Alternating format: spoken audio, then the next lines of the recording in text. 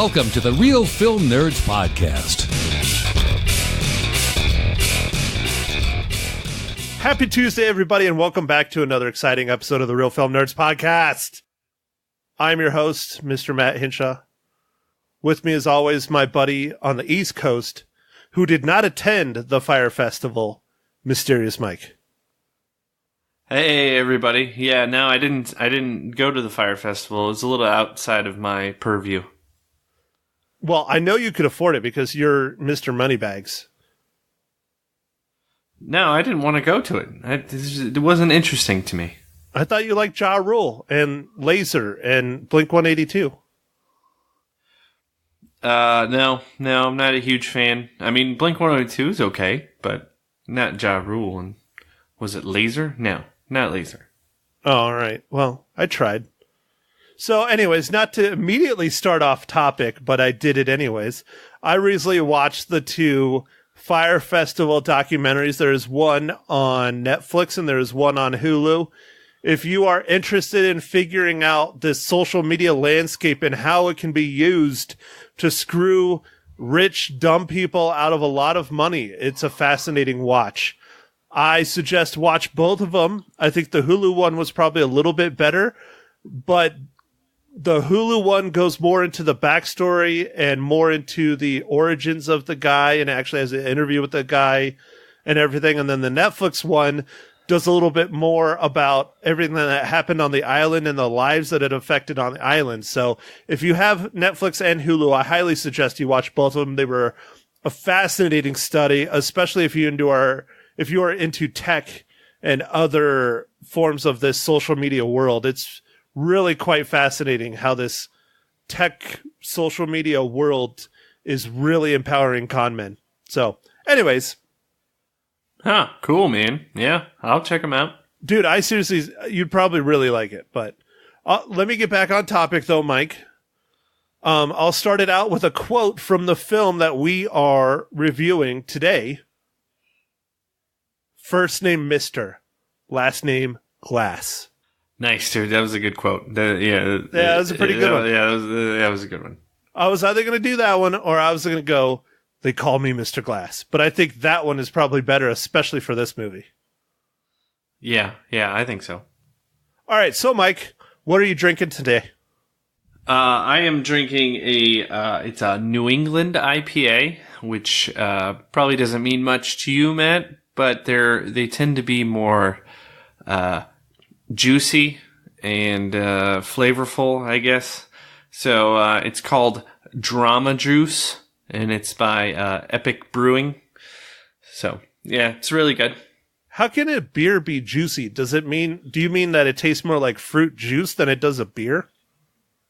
It's hard to explain exactly. It does have some of a fruitiness to it, but it's not like a fruit juice. No. Interesting. All right. Well, I am drinking a staple, one of the most frequently found beers in my refrigerator. If I had friends and they came over and looked in my refrigerator, but I don't have those. I am drinking the champagne of beers this evening. Oh, the Miller High Life? Good old Miller High Life. Oh, yeah. Nice, dude. Nice.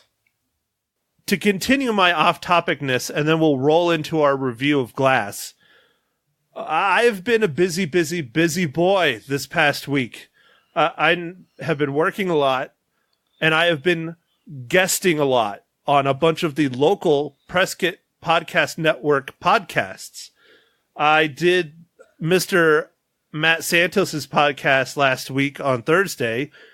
We sat down and actually watched a movie and reviewed a movie. The majority of the podcast ended in us actually talking about journalism and the media and movies. And anyways, that was... What movie was it? Right where I was going to go. Nice, Mike. It was 1959's 30, written and directed by Jack Webb. And it deals with basically a day in the life of a newspaper. So if you want to hear me rant and rave about my former profession that I dearly miss that is dying or almost completely dead, make sure and listen to the Mile High Show, episode $1.99 titled Media, Movies, and Pizza. And that is available anywhere you can find podcasts, YouTube's, Podbeans, iTunes, whatever. All right, so that was one of my guests. And then today, as we're recording, I spent the day hanging out with the Blue Milk Podcast guys. They had a special episode. They are hitting episode 66. And for those of you who are not big-time Star Wars fans, episode 66, or the number 66, is the infamous order in episode 3, where they order all the clone troopers to turn on their Jedi Masters and execute them. So we spent the podcast talking about the Sith, but we also spent a large majority of the podcast drinking. And they drink a little bit, but typically it's only one of their hosts. Everybody was drinking. It was an interesting podcast. All the drinks were drinks they found that are themed on Star Wars. They had like one called the Yoda and one called the Jedi and another one called the Sith. They were all drinks that clearly were created by a 15-year-old girl because they were just basically drinking Jolly Ranchers. Okay. So they weren't very strong drinks, huh? No, they were fruity, and it was all like stuff made out of like pucker and vodka and cherry this and Malibu and pineapple this, and they were all just super fruity drinks. But it was a fun time because, like I said, most of these guys don't drink much, if at all. Dirk does. He drinks a lot. He's like me. He's an alcoholic. I mean, sorry, scratch that. He's a drunk. We don't go to meetings. So we know how to drink, so it didn't faze us. But a few of the other guys, you know, they don't. And so the foo-foo drinks were kicking their butt. It was fun. It's worth a listen and a watch. And, you know, the Blue Milk Podcast is on YouTube. And I'm not sure when episode 66 is coming out. It's probably a couple weeks because they usually record way ahead of time so they can orchestrate it with all the guests. And it takes a hell of a lot longer to edit video and things like that. So. Oh, okay. Yeah. All right. So anyways, Mike, what have you been up to the past week? Because I've been busy as hell on top of my Rattlers and Northern Arizona Suns and day job and podcasting on 2 other podcasts and doing this podcast and going and seeing movies. So I'm not sleeping a lot. How are you? No, I'm good. I haven't done too much. Today I was actually putting up some Christmas stuff that lazily hadn't put up yet, and threw up some of that stuff in the attic. And then, I started watching a new series on Netflix. The newest Punisher just was released this weekend, so I started watching that. Damn it, I'm so jealous. I want to watch that. I haven't had time yet. Yeah, so far so good. I obviously haven't seen the whole thing yet, but I saw a few episodes. The trailers that show that it's violent, it continues on, man. It's pretty crazy violent. It's awesome. I love it. Yeah, dude, I love John Bernthal, too. He's a fantastic actor. I hated it when they killed him off in The Walking Dead, but... he's a good Punisher. So far, the series... I like it. I think some people were ripping on it for some stuff, but so far, man, I'm cool with it. And speaking of people ripping on things, I guess they tore apart Glass, and I'm not 100% sure why. Well, now I might have an explanation. Is it a great movie? No, but it's not terrible. So I agree. I don't know. Like, I don't understand. I don't understand why people are giving it like 1 stars and 2 stars and stuff. I'm not going to say it's as good as Unbreakable because it's not. It's not as good as Split, but it's not a piece of garbage like I was expecting from all the people that keep reviewing it, the critics. Because, Mike, let's face it, I don't consider myself a critic. I know you don't consider yourself a critic. We're normal guys that just talk about movies. Yeah, no, I don't consider myself a critic, although I tend to be a little bit harsher on the movies than you. But no, and I thought this movie, it's okay. It's not bad, it's not great, but it's okay. And that's real interesting, too, because in life, I'm a whole hell of a lot harsher and more bitter in just about every single aspect. And you're a hell of a lot more happy-go-lucky. So explain that one, Mike. I don't think I could... I don't have anything to say. I don't know. I can't figure that out. Do you think I need to drink more? No, it's expensive. You don't want to do that. You're too poor. Damn it, Mike, stop airing out my dirty laundry about how homeless I am. Oh, speaking of homeless, so I don't know if I told you, I know you probably don't go to our website often. I do because I have to upload everything and write everything out, and, you are the talent. So, anyways. Yes, I am the talent. I love it. On our website, I instituted a donate button. So if you want to donate to the podcast to help us offset our hosting fees or help us offset us paying to go see movies every week, because we've only ever not paid for one movie, and that was last Thursday's Clyde Cooper. And I'm sure after they listen to our review, they will probably never, ever, ever give us another movie to talk about again. But oh well, we're honest. So yeah. Did we email them? I mean, it's probably not a good thing to ask you on the pod, but okay. Well, no, I did not email the person that sent us the screener. I will let them find it on their own organically. I gave her a hint when she was asking when this was going to be on. I said probably within the next couple weeks. So okay. I will leave it up to her to listen to it if she dares. Okay. All right. Well, I want to get us way back on topic. Okay. No, dude, donate to our cause so that we can, go and continue watching movies, and doing this podcast is on topic. All right. That is on topic. All right. Fine. I'll do it. Go ahead. All right. I do want to talk. So, because it's been like 11 minutes, and the talent hasn't been able to talk about the movie that we're reviewing yet. I'm sorry, Mike. Go ahead, Mr. Talent, Mysterious Mike. Give us the rundown for Glass. All right. So Glass is directed by M. Night Shyamalan. It's written by M. Night Shyamalan. And it's starring James McAvoy, Bruce Willis, Samuel L. Jackson, Anya Taylor-Joy, Sarah Paulson, and Spencer Treat Clark. And the synopsis for this movie is: security guard David Dunn uses his supernatural abilities to track Kevin Wendell Crumb, a disturbed man who has 24 personalities. That's a terrible synopsis. This movie's a lot more complex than that. Yeah, I know, but that's the only one that's on IMDb. So I know. And we got to stick to IMDb, the unofficial sponsor of the Real Film Nerds podcast. One of these days we'll get some of that IMDb money.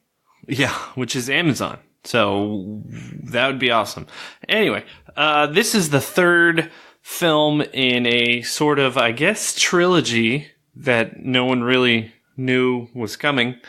Of the first movie being Unbreakable, the second movie being Split, and this is the third movie, Glass. And, it's just a merging of all of these characters that are kind of in the same, for lack of a better word, M. Night Shyamalan universe. Yeah, no, I think you nailed it. He's making the, instead of the Marvel Cinematic Universe, he's making the Shyamalan Ding Dong Cinematic Universe. Although, yes. I'm pretty sure after this one, I don't know if it will continue on or not. Who knows? We'll see. Right. Yeah. I guess you can kind of consider all his movies in his own little universe. Well, yeah, they might not all be tied, but yeah. Yeah, but this, this movie's okay. I really enjoyed Unbreakable, even though a lot of people didn't like Unbreakable when it came out.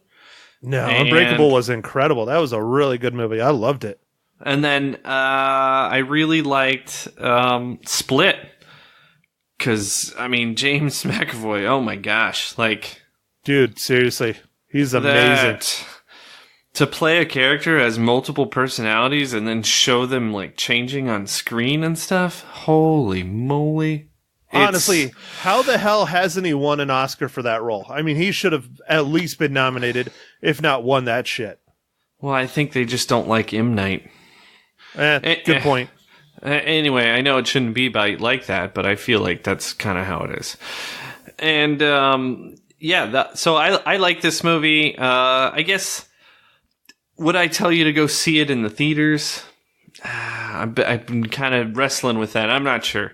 I would say watch it streaming or something else later on. I don't know if I'd say go watch it in the theaters.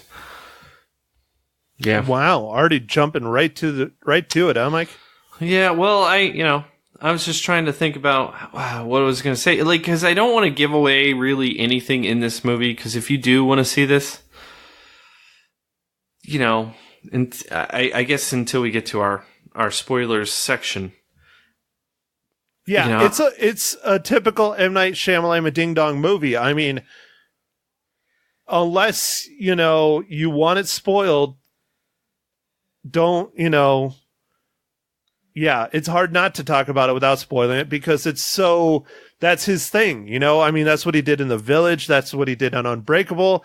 That's what he did in Signs. It's what he does in like all of his movies, is how he writes it and how he exposes that, twist and all that shit.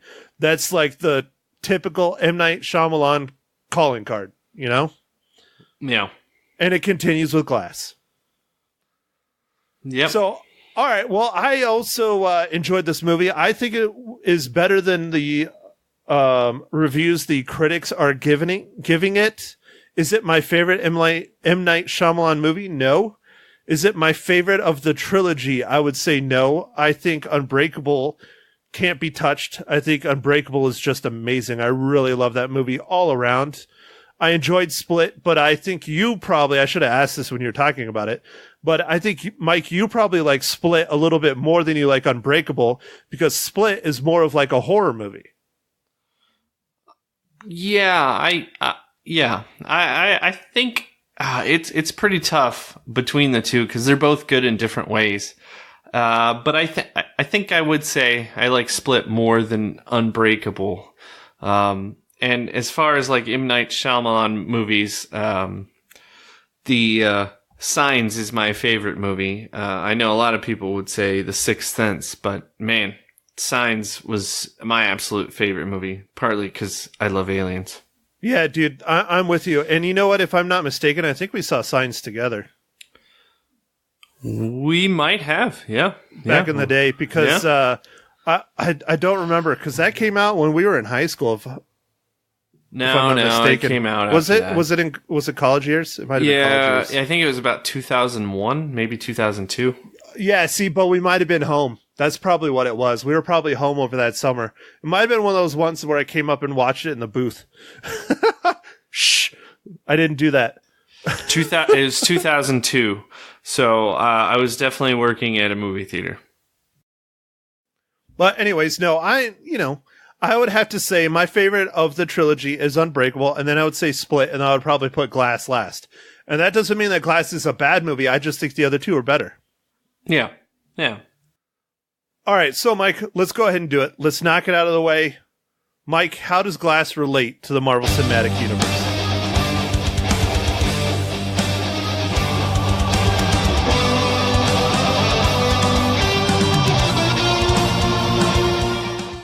Well, thanks for asking, Matt. This one is really easy. But, I'll take the easy ones when I can. And Samuel L. Jackson is Nick Fury in several Marvel Cinematic Universe movies. What was the first one? It was the end credits of Iron Man? Is that right? Let me see. Are you sure?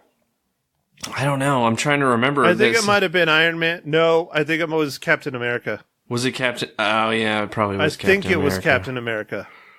I don't know. Do you have your IMDb's open? He was in Thor, Iron Man 2. Okay. So it probably was Iron Man 2 then. Iron Man, yeah. So that was probably the first one. I thought it was Captain America for some reason, but it doesn't matter. Yeah, no, man, it doesn't matter at all. But anyway, so I'm taking the easy out on this one because, for Clive Cooper, the independent B movie that we rated I could not. I failed. I'm a failure. You did. You failed miserably, Mike. How does it feel? The first thing in life you've ever failed at. You try. You try. So if you want to listen to our review of Clyde Cooper, that was our last episode number 80. This is episode 81 for those of you who are still listening. Yeah, man. Cranking them out. 81. Nice. I know, dude. I know. But when we went from one podcast a week to 2 podcasts a week, like it freaking ramped up. I'm still working on our list for our awards show that is coming up in about a month on Valentine's Day in February, which we still got to hammer out when both of us have time. But yes. they're like, you can see like, it's like 1 and then it's 1 and then all of a sudden the numbers just start exploding like exponentially. I'm like, oh, this is when we started doing 2 a week. Yeah. So, all right. So for those of you who are still with us, all 3 of you, if you have not seen Glass and you are intending on seeing it, this is your warning. It is spoilers from here on out. We're going to spoil the shit out of this movie because it's really hard not to when you talk about it. So go ahead and turn this off now or continue listening at your own peril. Yeah. Well said. I'll just say it, dude. I don't like how they killed freaking all 3 of them off. I don't like that. It pissed me off. I thought that was such a comic book trope. And then to have the whole fucking thing be like some big giant organization like Hydra or something. I mean, it's such another comic book trope. I understand that's the point of these movies, but it was, I didn't like it. I didn't like it. Yeah. No, I wanted to see more of like the kind of like, battling and stuff. Yeah. But I did enjoy like some of I didn't feel like the twist in this one was as twisty, and that was good. Yes. Like he didn't try and like pull some kind of crazy crap on us. It was just like someone was a little bit left behind, like in underestimating Mr. Glass again, but like I didn't feel like it was too crazy, like, so I thought like for once I was like, finally, he didn't try and like out twist himself or something. Yeah, which is like you were saying, finally, because yeah, it is a very common thing where his twists are just absurd. They really can be, but he didn't do it on this one, and I applaud him for that. But Mike, just like you, I really wanted to see more of the showdown between our hero, the overseer, Bruce Willis, and the Beast, or one of the other personalities. I don't think any of the other personalities really would have fought him. But the Beast and Bruce Willis. I think we should have seen a hell of a lot more than that. Yeah, because there was so much. None. There was very minimal. Yeah, and there's so much build up to it. Like. Yeah, even in this movie, there was a lot of frickin' build up to it. Yeah. There's even a lot of build up in the movie, and it was that was it was a letdown.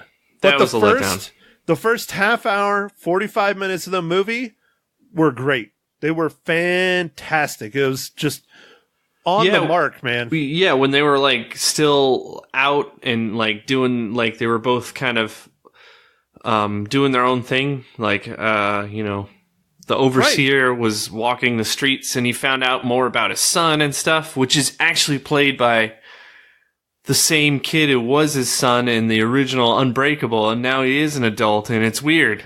I know, that was really weird, because he still clearly looks like himself as a younger version. Like, he still has the same facial structure and freckles and all that stuff. Like, he really hasn't changed a whole lot. He's just bigger. Yeah. Oh, that was weird. And you also got to see on display more of James McAvoy in the character where he's changing personalities all the time, and that is just amazing. Seriously, dude. Seriously. He is, after seeing him in Split and in this, he is one of the best actors of our time to be able to do stuff like that. And it's not just his voice that he's changing or his mannerisms. I mean, he physically changes how his, the stances are of the different characters and how they interact and the different twitches they have and things. I mean, wow. just Yeah. wow, it's amazing. Oh, it was awesome. And a little nod goes out to Samuel L. Jackson because there's some scenes where they have like the camera in his face and he has like some twitches. I don't know how he did those twitches or whatever, but it was awesome because like that was all he did. Like he was supposed to be like completely like lifeless. Yeah, he's supposed to be a vegetable. Yeah, and I loved it. Like I thought that was cool. I mean, there's a lot of parts in the movie where he's not really talking. He's just kind of like, I mean, I guess he's really not in the movie till like the last third, I guess more towards the third act. But, yeah, no, it was fun to see him again, his character and some of the plotting stuff. And like, yeah, it is an interesting movie. I don't know about the whole secret society thing. That was like, really? It's a cop-out, dude. It's like Hydra. Yeah, I was just it's just, it was dumb. And in the way that everybody got taken out, like, pretty quickly was kind of disappointing. Well, but for me, it was like, it started out strong, that first 30, 45 minutes. Then they're in the hospital, and the hospital really, really just drags ass, especially since Bruce Willis, like, you don't even really see him again until the very end, which was kind of disappointing because it's all supposed to be the hero versus the villain. And then finally, Sam Jackson starts talking and doing his thing and being the mastermind and coordinating all this shit. And then the next thing you know, the movie's over. Yeah, so it's like the second act is long and overdrawn, I guess. Yes. And the third act is pretty good, but I mean, it took a long time to get there.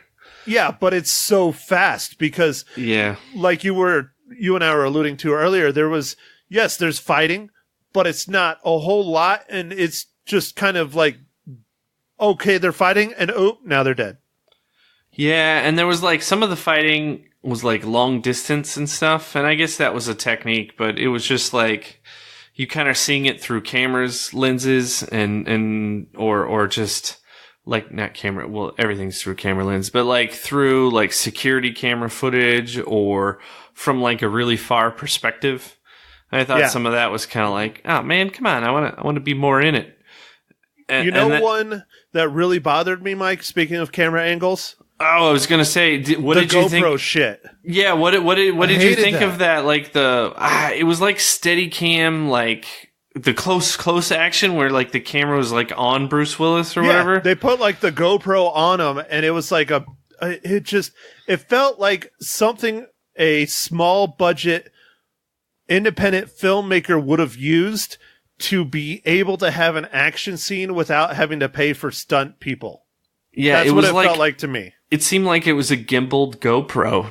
That's probably what it was. It was, probably like one of those vest things that they strap on that looks up at the actor the whole time, and you just see their face making facial movements and stuff. And it's like, okay, it was fine at the beginning of the movie, but when they kept doing it, I was just like, are you fucking kidding me? This is like one of those ghost hunter reality shows or something. It was so dumb. Yeah, well, to my recollection, they only did it twice, but it might have been one too many times. I don't know, dude. It was too much, though, in my opinion. Okay, well, doesn't matter. That's just what I think. Yeah, no, but yeah. So this movie, it's just okay, but like, the ending is a little bit disappointing, and it was these characters were really neat, and then like they just kind of are gone. So I feel like, and then like the very end with stuff going viral about like superheroes and stuff. I guess that's okay. I don't know. Like I was wondering if it was trying to go for I don't know what it was trying to do there. Like I don't know what the point of things going viral were. Like to expose the secret society.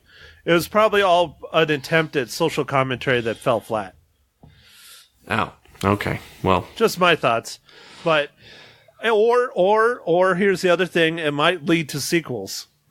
Like not so much sequels, but like another trilogy of superhero films in this vein. Like maybe now they'll be, oh well, the superheroes are real, and then all of a sudden people will start becoming superheroes. Instead of having 3, they're going to have like 50 or something. Or I don't know. Yeah. I don't know. I'm wondering where M. Night Shyamalan's going to go for the next, like movie or whatever. Because I feel like he made, in his kind of comeback that we've seen, he made this movie called The Visit. And it's with these two kids go and visit their grandparents.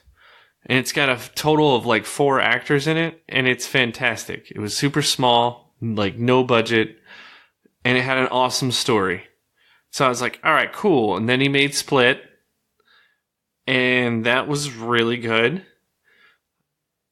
And then he made this, and it's like, it's kind of on the downward. I don't know. Like, I just wonder where he's going to go from here. It's a good question. But I definitely agree that this movie is not as bad as the critics make it out to be. No, I actually haven't seen any, like, I've briefly read, like, the headlines of reviews, but I've been on purpose staying away from stuff because I didn't want to be influenced. Yeah. I just wanted to see this in my own,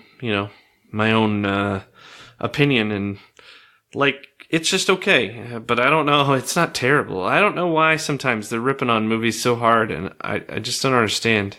What was the last movie that we reviewed that they had just said was terrible, and we thought it was okay? Oh, great. Now you're going to make me look it up, aren't you? I'm going to have to type. No. Damn it. Oh, it's okay. You keep bumping the mic, so. No. You replicas? I'm just messing with you. That movie was awful. No, replicas wasn't the greatest. Definitely wasn't. No, what was the... We watched a movie and they had just destroyed it, and we were like, yeah, that wasn't bad. Oh, I'm looking. I'm rolling. Was it one of the ones from the triple feature? I don't think it was. Marwen? No. No, because Marwen was pretty rough. No, then well... I'm looking. Oh, Bumblebee? Geez. No. They like I don't that think one. so. Yeah, most of the critics like that. No, it's not Green Book. Oh, jeez. Not Outlaw King. I'm still scrolling. Not Overlord went the other way. Bohemian Rhapsody. Oh, yes, that's it. How can we forget Bohemian Rhapsody? I mean, dude, come on. We both really enjoyed that movie a lot. We did. And it wasn't 5 out of 5 material, but it was solid. Yeah. And the critics kind of tore it apart. Yeah, I don't know. You're right. It was Bohemian Rhapsody. I don't know what they were talking about. So, anyways, we're clearly not matter. Critics because we are not, I don't know, crazy enough. Maybe it's because they're not paying us like they pay all the other critics. Oh, that's what it is. It is. Yeah, it's money. We need that IMDb money. Yeah, we don't have any of that money thing. Yeah, that's what it is. Well, I don't have any of that money thing. You do. You're the independent financial backer and the talent. Right. Man, my roles are getting more and more. Hey, that's 2. We might have to actually put a real photo up of you now. Ah. All right, talent. How many reels do you give Glass? So I'm going to give Glass 3 reels out of 5. And, it's just okay. If you are bored because there's nothing new in the theater, you can go watch this. But I wouldn't tell you need to see it in the theater. Well, Mike, like always, I am not as much of a dick as you. I give it 3.5 reels out of 5. Well, at least it's not the same as the last few. It's been terrible. I know. We've been on the same page, and we really got to fix that. Either you got to become more harsh, or I got to become more forgiving. One of the two. Well, yeah. I will become more harsh, I guess. I don't know. Well, maybe I'll become more harsh because I'm bitter and old and cranky.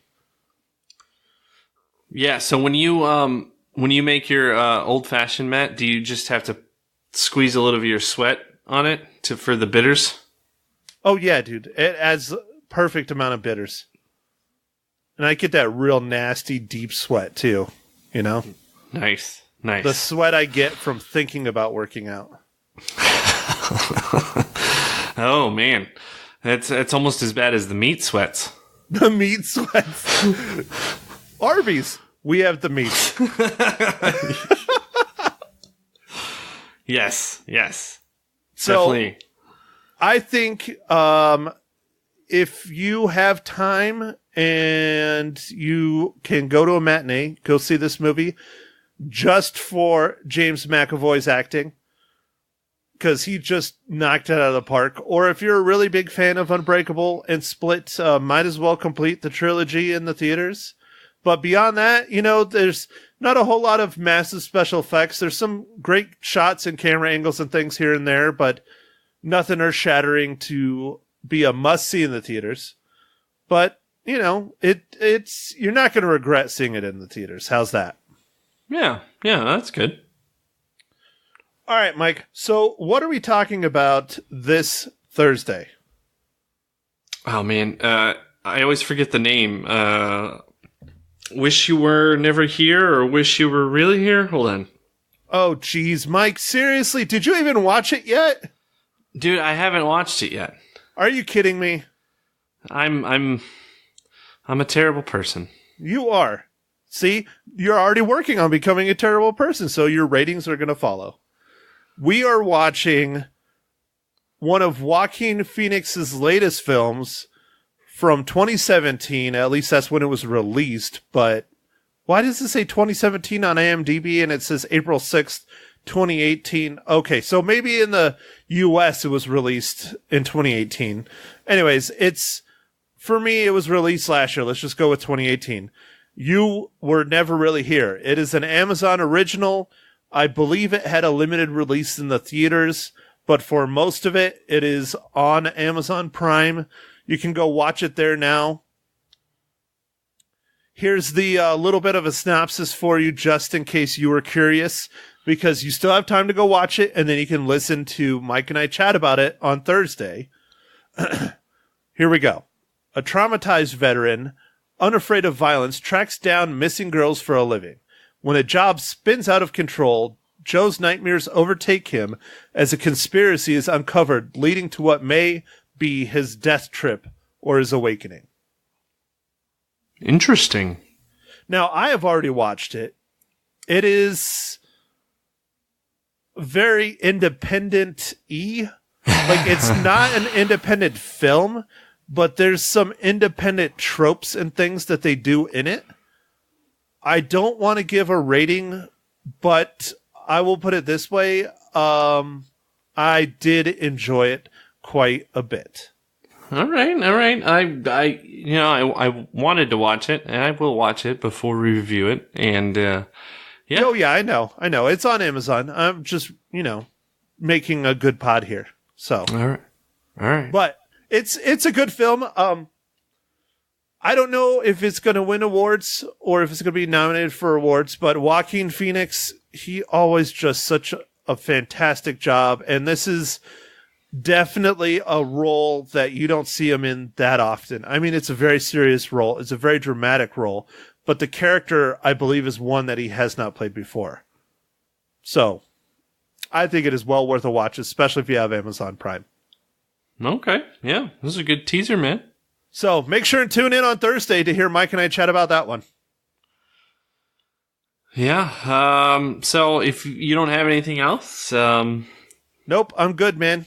Go ahead and take us out of here with your fantastic outro, Mr. Talent. I feel like that was very sarcastic. Anyway, no, dude, it's not sarcastic. I'm just saying it because you're the talent. I'm going to use that from now on. You're Mr. Talent. You're Mr. Mysterious Mike Talent. That's your last name. All right. I like it. I like it now. Now I'm just getting silly. All right. Well, thanks everybody for listening, and catch us on our next pod where we're talking about You Were Never Really Here. There you go. Got it. Yeah. Thank you for listening to The Real Film Nerds. Now, don't forget to follow us on Facebook, Twitter, and Instagram at Real Film Nerds. Now, go out and catch a movie.